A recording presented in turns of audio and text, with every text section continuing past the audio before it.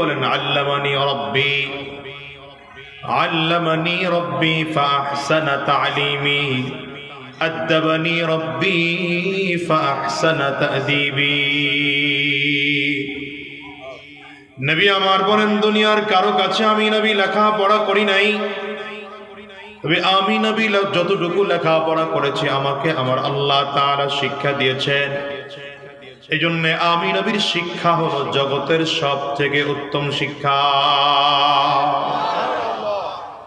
জিবরিল আমিন নবীজির কাছে আসছেন, ওহী নাযিল হওয়ার প্রথম সময় নবীজির কাছে এসে ডেকে বললেন, বুখারীর বর্ণনা, ইয়া মুহাম্মদ ইকরা, পয়গম্বর আপনি পড়েন। নবী বলেন, মা আনা বিকারিন, পড়তে জানি না, পাঠক নই।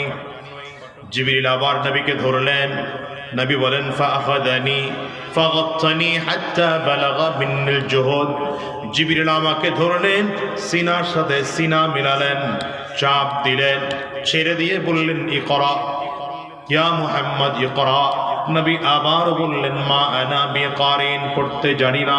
জিবরিল আবার ধরলেন, আবার সিনার সাথে সিনা মিলালেন, আবারও চাপ দিলেন, আবারও চাপ দিয়ে ছেড়ে দিয়ে বললেন, ইকরা বিসমি রাব্বিকাল্লাযী খালাক খালাকাল ইনসানা মিন আলাক ইকরা ওয়া রাব্বুকাল আকরাম আল্লাযী আল্লামা বিল কলম। নবীজি প্রথমবার বললেন পড়তে জানি না, দ্বিতীয়বারেও বললেন পড়তে জানি না, তৃতীয়বারে যখন জিবরিল চাপ দিয়ে ছেড়ে দিলেন, নবীজি পড়া আরম্ভ করলেন। এক টানে 5 আয়াত, এক টানে 19 অক্ষর। এর কারণটা কি জানো? এর একটাই মাত্র কারণ, রহমাতুল লিল আলামিন বুঝাইতে যায় 40 বছর পর্যন্ত গোটা দুনিয়া কারো কাছে লেখাপড়া করি নাই, পড়ি নাই, কারো কাছে পড়ি নাই। তবে যদি আমার পড়তে হয়, আল্লাহর নামের পড়া পড়ব। যেই পড়া আল্লাহর নাম নাই সেই পড়া পড়ব না। যেই পড়ে আল্লাহর নাম নাই, এই জন্য দেখেন না, যেই পড়ে আল্লাহর নাম নাই সেই পড়া পড়লে কি হয়? মানুষের বাচ্চা বানরের বাচ্চা হয়। 16 বছর ধরে শিখতাম কি আমরা, এই যে মানুষের বাচ্চা বানরের বাচ্চা হয়ে গেল। 16টা বছর ধরে পড়েছ। একজন মানুষ 18 বছর পর্যন্ত ছেলে হয়ে বড় হয়েছে, কিন্তু হঠাৎ করে মন চাইলো না, আমি এখন আর ছেলে না, আমি নিজের থেকে নিজে মেয়ে। তো বলে পারমিশন আছে, হয়ে যাও। 18 বছর 19 বছর মেয়ে ছিল, হঠাৎ ছেলে হইতে মনে চেষ্টা তো হয়ে যাও।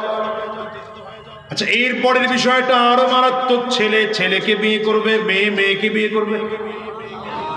নাউজুবিল্লাহ। শেষ দিন বললেন কি কোন? আজকে প্রথম দিন তো, নাউজুবিল্লাহ না কইলে অসুবিধা নেই। বলেন, এই শিক্ষায় জাতিকে কি মানুষ বানানো হয়? না, মানুষকে অমানুষ বানানোর ট্রেনিং দেওয়া হয়। এই শিক্ষা জাতিকে মানুষ বানানো হয় না, বরঞ্চ মানুষকে অমানুষ বানানোর ট্রেনিং দেওয়া হয়। এই জন্য আমার দেশের স্কুল কলেজ ইউনিভার্সিটির ছাত্ররা সঠিক সময় সঠিক সিদ্ধান্ত নিয়েছে, এই জাতীয় বানর নীতি আমরা পড়তে চাই না, ট্রান্সজেন্ডার পড়তে চাই না। যারা এই শিক্ষানীতি প্রণয়ন করেছে তাদেরকেও দেশে রাখতে চাই না।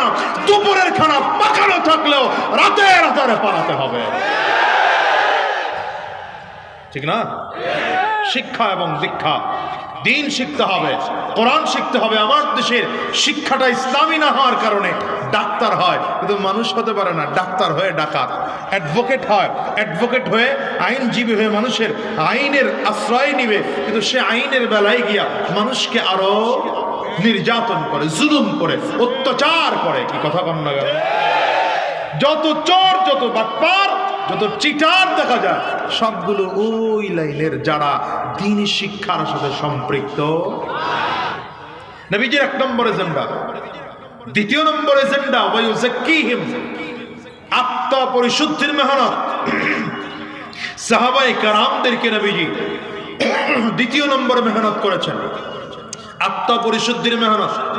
এই আত্মা পরিশুদ্ধি করতে করতে সাহাবায়ে কেরামের আত্মা এত বেশি পরিশুদ্ধ হয়েছে, আরে কোটি কোটি টাকার সম্পদ, কোটি কোটি টাকার সম্পদ সামনে, কিন্তু 1 টাকার দুর্নীতির মামলা কোন সাহাবীদের ক্ষেত্রে পাবেন না।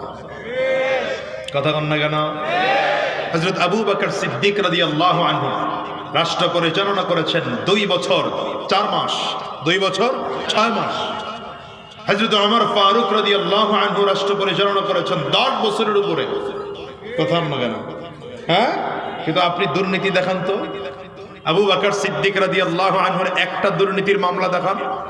হযরত ওমর রাদিয়াল্লাহু আনহু তো অর্ধ পৃথিবী শাসন করেছেন, 2.25 কোটি বর্গ মাইল শাসন করেছেন, একটা দুর্নীতির মামলা দেখান। অথচ আমাদের দেশে কি দেখা যায়? 5 বছর রাষ্ট্র চালায়, মামলার অভাব নেই। 17 বছর 16 বছর যারা রাষ্ট্র চালাইছে, দুর্নীতি করতে করতে করতে পরিস্থিতি এমন হয়েছে 10 ব্যাংকের লেনদেন শেষ পর্যন্ত বন্ধ করে দিতে হয়েছে। কি কথা কন না কেন? এটা কি বুঝলেন? কি বোঝা গেল? ওই যে দুদকের মহাপরিচালক রিটায়ার্ড করার পরে তার বিরুদ্ধে দুর্নীতির মামলা, দুর্নীতির, এটা হলো দেশের চিত্র। কেন হলো? আত্মা পরিশুদ্ধ না। আত্মা পরিশুদ্ধ না হওয়ার কারণে রাষ্ট্রীয় ক্ষমতায় যায় তো চোর হয়ে রাষ্ট্রীয় ক্ষমতায় যায়। কারণ আমাদের দেশের চিত্র হয়ে গেছে এখন এটা, যে যত বড় চোর সে তত বড় রাজনীতিবিদ, যত বড় ডাকাত তত বড় রাজনীতিবিদ, যত বড় সন্ত্রাস তত বড় রাজনীতিবিদ। কথা বলেন না কেন? আমি বলেছি এই চিত্র পরিবর্তন করতে হবে। আসতে বলেন কেন? জোরে বলেন। এই চিত্র পরিবর্তন করে দিতে হবে। আগামীর দিনে আমরা নতুন করে চোর, চিটার, বদমাশকে রাষ্ট্রীয় ক্ষমতার রাজনীতিতে দেখতে চাই না। আগামীর দিনে স্বচ্ছ মানুষ, আল্লাহ ভীরু মানুষ, দাড়িওয়ালা মানুষ, টুপিওয়ালা মানুষ, নিষ্ঠবান মানুষ, এমন ব্যক্তিদেরকে আমরা রাজনৈতিক ময়দানে দেখতে চাই। বুঝেন না আপনারা? কেন বললাম? কারণ হলো বাংলাদেশ, আগামীর দিনের বাংলাদেশ দেখতে পাচ্ছি কোরআনের বাংলাদেশ হতে চলেছে। আগামীর দিনের বাংলাদেশ ইসলামের বাংলাদেশ হতে চলেছে। আগামীর দিনের বাংলাদেশ উলামায়ে কেরামদের বাংলাদেশ হতে চলেছে। আগামীর দিনের বাংলাদেশ কোরআন অনুযায়ী পরিচালনা হবে। ঠিক কিনা? আজ করে বলো। সুতরাং আলেমদের সাথে থাকবেন, আলেমদের সাথে থাকবেন না জালেমদের সাথে। আই বলেন, আলেমদের সাথে না জালেমদের সাথে? ইমানদারদের সাথে না বেঈমানদের সাথে? কোরআনওয়ালাদের সাথে না শয়তানদের সাথে? ঢাকার সাথে না দিল্লির সাথে? এই জোরে বলো, ঢাকার সাথে না দিল্লির সাথে? আগামীর দিনে উলামায়ে কেরামদের সাথে থাকতে গিয়ে, কোরআনের পক্ষে থাকতে গিয়ে, ইসলামের পক্ষে থাকতে গিয়ে যদি আবার রক্ত দেওয়ার প্রয়োজন হয় রক্ত দেব, জীবনটাও যদি দরকার হয়। কারা কারা তৈয়ার আছো? 2 হাত উঁচা করে আল্লাহ।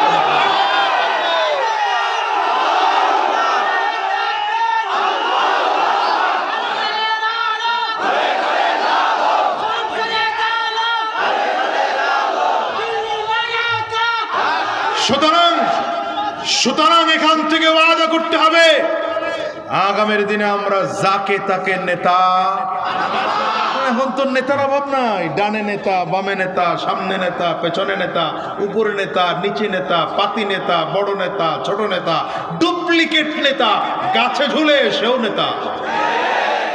5 আগস্ট, 4 আগস্ট, 3 আগস্ট ছাত্রদের আন্দোলনের সাথে কোন রাজনৈতিক নেতা পাই নাই। সেদিন নেতা পেয়েছিলাম একজন, সেদিন নেতা পেয়েছিলাম একজন, শাইখুল হাদিস মুফতি সৈয়দ ফয়জুল করিম শাইখ চরমনাই। ঠিক কিনা বলো? এখন তো পরিস্থিতি এমন হলো, একজন খাইয়া ভাগছে আর একজন খাওয়ার জন্য রেডি হচ্ছে। খাওয়ার তো পরিবর্তন হয়নি, শুধু চেহারা পরিবর্তন হয়েছে। আগে মামায় খাইতো, এখন চাচায় খায়। আগে কালামিয়া খাইতো, এখন লাল মিয়া খায়। কথা বলেন না কেন? এই দুর্নীতি চিরজীবনের জন্য বাংলাদেশ থেকে বন্ধ করতে হবে। দুঃশাসন চিরজীবনের জন্য বাংলাদেশ থেকে বন্ধ করতে হবে। চুরি বাংলাদেশ থেকে চিরজীবনের জন্য বন্ধ করতে হবে। বাংলাদেশ থেকে চিটারি চিরজীবনের জন্য বন্ধ করতে হবে। ঠিক কিনা? আজ করে বলো। এজন্য নবীর আদর্শের নেতা মানো, এই দুনিয়ার আদর্শের নেতা না। আমি এই জন্যে 5 আগস্টের পরে স্লোগান দিয়েছি, সব নেতার কবর দে, নবীর উম্মত খবর দে। নবীর উম্মত খবর দে, নবীর উম্মত খবর দে, সব নেতার কবর দে। তোমার কথা কয় না তো, এরা জোরে বলে না তো। সব নেতার খবর দে, নবীর উম্মত খবর দে। ঠিক কিনা বলো?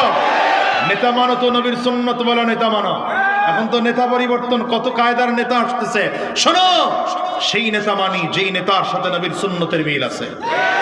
আওয়াজ করে চিল্লায় বলেন ঠিক কিনা, আরো জোরে বলেন ঠিক কিনা। তোমার নেতা আমার নেতা হয় না, স্লোগান হয় না। তোমার নেতা আমার নেতা, আমরা সবাই রাসূল সেনা, আমরা সবাই রাসূল সেনা। পারবেন স্লোগান দিতে? কাশি দেন, গলা ক্লিয়ার করেন। হ্যাঁ, ভালো করে কাশি দেন, ক্লিয়ার করেন। দুই হাত টান টান করে উঁচা করেন। ডানে আর বামে তাকিয়ে দেখেন হাত কে তোলে নাই। ধরে হাতটা মোহাব্বত করে তুলে দেন। হাতগুলো মুঠ করেন, ঝাঁকি দেন। শরীরের মধ্যে একটা স্পিড আসুক, দেন ঝাঁকি দেন। এবার কণ্ঠের যতটুকু আওয়াজ আছে পুরোটা আওয়াজ ছেড়ে দিয়ে তাকবীর হবে। মুসলমান রেডি? বলে না রেডি? আরো জোরে রেডি? নারে তাকবীর, নারে তাকবীর, নারে তাকবীর।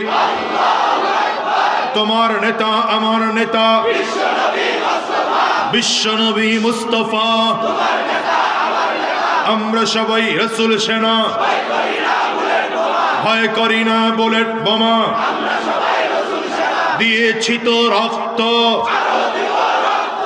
দিয়েছি তো রক্ত, রক্তের বন্যায় দিল্লি না ঢাকা, দিল্লি না ঢাকা, দালালি না রাজপথ। এটা মনে রেখা, এটা মনে রেখা। দালালও কিন্তু এখন পরিবর্তন হয়েছে। আগে হেগর দালালি করতো, এখন এগর দালালি করে। আগে তাদের দালালি করতো, এখন দালাল কিন্তু সবসময় দালালি করেই চলে। চামচাগুলো কিন্তু চামচাগিরি করেই চলে। এতদিন ওদের পাচারতো, এখন এদের পাচারটা শুরু করেছে। এদেরকে সমাজ থেকে জাতীয়ভাবে আন্তর্জাতিকভাবে বয়কট করতে হবে। কয়টা গেল? গেছে, ভুলে গেছে। কয়টা? নবীজির 1 নম্বর এজেন্ডা তালিম ও তারবিয়াত, 2 নম্বর তাজকিয়াতুন নফস, আত্মা পরিশুদ্ধির মেহনত। এমন নেতা হতে চাই, এমন জনগণ বানাতে চাই, এমন দেশ করতে চাই যেই দেশের অধিকাংশ মানুষ আত্মা পরিশুদ্ধওয়ালা মানুষ থাকবে। কয়টা গেল? 3 নম্বর দাওয়াত ও তাবলীগ। এই 2টা কাজ যখন ক্লিয়ার হবে, আমার মতো আরেক ভাইকে বানানোর জন্য দাওয়াত দেওয়া শুরু করব। এটা হচ্ছে দাওয়াত ও তাবলীগ। বলেন 3 নম্বর কাজ কি? দাওয়াত ও তাবলীগ, নবীজির কাজ।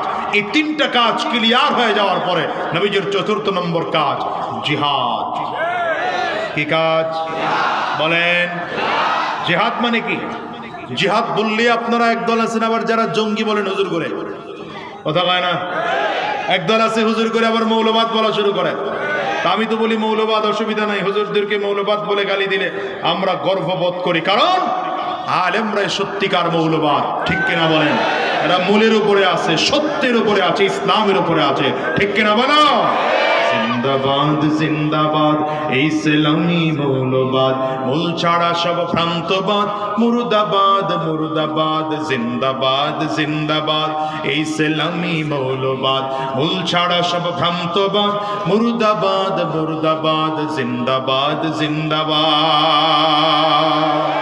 ঠিক কিনা বলো? জ্ঞান পাপি বড় কাচার, মূল ছাড়াতেই নাই কোঠিক। ধর্মে নাস্তিক জন্মে জারুদ, ছুটছে ওরাজিক বিধি। মূল ছাড়া সব বড় গাছা আর রুশ ভ্রান্ত মতবাদ, মূল ছাড়া সব বড় গাছা আর রুশ ভ্রান্ত মতবাদ। মানুষ নাকি বানর জাতি, ডারউইনের ভ্রান্তবাদ। জিন্দাবাদ জিন্দাবাদ এই ইসলামী মৌলবাদ, মূল ছাড়া সব ভ্রান্তবাদ। মুর্দাবাদ মুর্দাবাদ জিন্দাবাদ জিন্দাবাদ। কষ্ট হয় আপনাদের?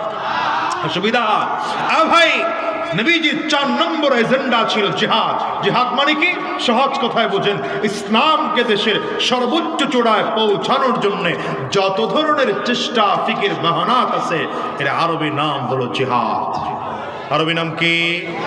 এই জিহাদ মানে হচ্ছে দ্বীনকে আল্লাহর জমিনে কায়েমের জন্য চেষ্টা করো, মেহনত করো, ফিকির করো। এই জন্যই তো নবী উহুদের ময়দানে রক্ত ঝরিয়েছেন, তায়েফের জমিনে মার খেয়েছেন, খন্দকের ময়দানে পাথর বেঁধে খনন করেছেন। কথা কয় না? ঠিক না? ওয়াল্লাযী বাআসা ফিল উম্মিয়িনা রাসূলা ورسولا منهم يتلو عليهم آياته ويزكيهم ويعلمهم الكتاب والحكمة وإن كانوا من قبل لفي ضلال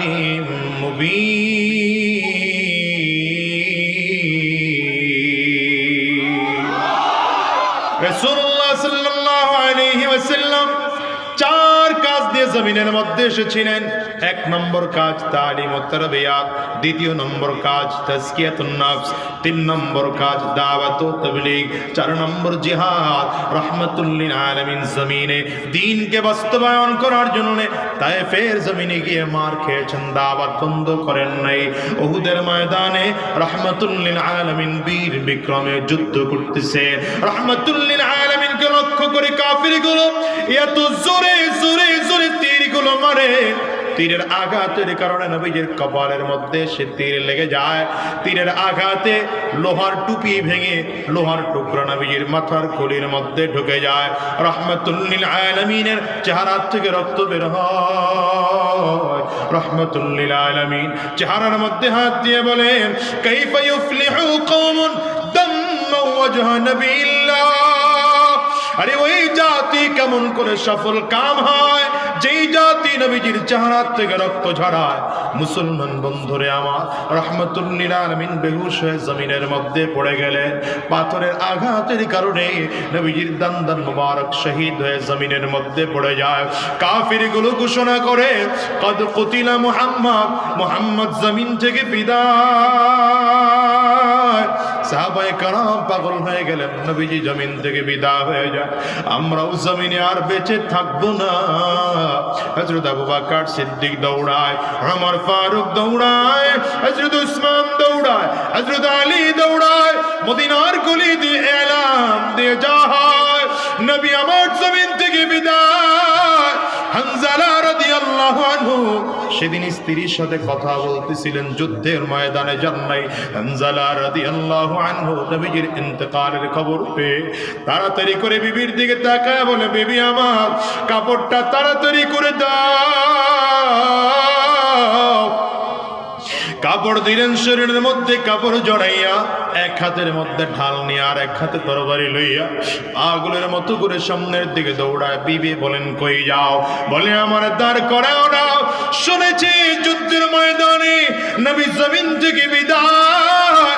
নবী যদি জমিন থেকে বিদায় হয়ে যায়, আমিও দুনিয়ার বেঁচে থেকে লাভ নাই। হযরত হানজালার বিবি বলে, দেরি করে লাভ নাই, একটু পানি এনে দে, গোসল করে তারপরে যা। বলে, গোসল করার সময় নাই, রাহমাতুল লিল আলামিন জমিনে নাই, আমি হানজালারও বেঁচে থেকে কোনো লাভ নাই। যুদ্ধ শেষ হয়ে গেল। সাহাবায়ে কেরাম শুহাদায়ে উহুদের লাশগুলো একত্রিত করতেছে। রাহমাতুল লিল আলামিন অসুস্থ অবস্থায় কাজের তদারকি করেন। হঠাৎ করেই তাকিয়ে দেখছেন একজন মহিলা লাল কাপড় আকাশের মধ্যে উড়াইতেছে আর বলেন, পয়গম্বর, সব সাহাবীকে তো আপনি গোসল ছাড়া দাফন দিবেন, আমার স্বামীকে আপনি গোসল ছাড়া দাফন দিবেন না। নবী আমার বলেন, মাগো কে তুমি বলো। মহিলা ডেকে বলেন, পয়গম্বর, আমারে আপনি চিনবেন না, আমি আপনার হানজালার বিবি। আমার স্বামী আপনার ইন্তেকালের খবর বের করে থাকে না, ও যুদ্ধের ময়দানে আছে শহীদ। আল্লাহর নবী সাহাবায়ে কেরামদেরকে বললেন, আমার তাড়াতাড়ি করে হামজার লাশটা খুঁজে বের করো। জিবরিল আমিন নবীজির কানে এসে খবর দেয়, পয়গম্বর হামজার লাশ খুঁজে লাগবে না, আপনার হামজালাকে আল্লাহ তাআলা আসমানে উঠাইয়া ফেরেশতাদের মাধ্যমে জান্নাতি পানি দিয়ে গোসল করাইয়া পাঠায়া দিছে। হযরত আলী রাদিয়াল্লাহু আনহু বলেন, আমি তাড়াতাড়ি করে একটা একটা করে লাশের কাপড়গুলো ওঠাচ্ছিলাম, হঠাৎ করে হানজালা রাদিয়াল্লাহু আনহুর চেহারা আমার নজরে পড়ল। আমি তাকিয়ে দেখি হানজালা রাদিয়াল্লাহু আনহুর তাজা গোসলের পানিটা চুল বেয়ে বেয়ে বেয়ে বেয়ে জমিনের মধ্যে পড়ে পুরো শরীরটা ভিজা হয়ে আছে। মুসলমান বন্ধুরে আমার, আমিও তোমাদেরকে বলে যাই, শোনো, যুদ্ধের ময়দানে সাহাবায়ে কেরাম ইন্তেকাল শহীদ হওয়ার জন্য পাগল হয়ে যাইতে, তোমার আমার জীবনটা কয়দিনের বলো, আজ আছে আগামীকালকে থাকবো এমন কোনো গ্যারান্টি নাই। এই জন্য বলে যাই, শোনো, যদি যুদ্ধের ময়দানে গিয়া শহীদ হওয়া যায়, আল্লাহর দ্বীনের জন্য যদি জীবন দেওয়া যায়, ওই জীবনের বড় দাম। এমনি মরলে জান্নাত পাবো কিনা জানি না। এই জন্য আগামীর ময়দানে যদি উলামায়ে কেরামদের আবার ডাক আসে, আলেমদের ডাকে সাড়া দেওয়ার জন্য কারা কারা তৈয়ার আছো, দাঁড়িয়ে দেখাও, বসে নয় দাঁড়িয়ে দেখাও। আল্লাহকে ডেকে বলো আল্লাহ, চিৎকার করে বলো আল্লাহ,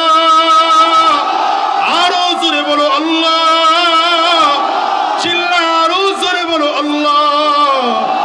আমরা তোমার দ্বীনের জন্য জীবন দিতেও তৈয়ার আছি, তোমার জীবন তোমার দ্বীনের জন্য রক্ত দিতেও তৈয়ার আছি। এই জমিন মুসলমানদের বাহিরে কাফিরদের কবজায় দিও না, এই জমিনটাকে মেহেরবানি করে আলেমদের কবজায় দিও, মুসলমানদের কবজায় দিও। চিল্লা বলো আমিন, আর জোরে আওয়াজ দিয়া জোরে বলো আল্লাহুম্মা আমিন।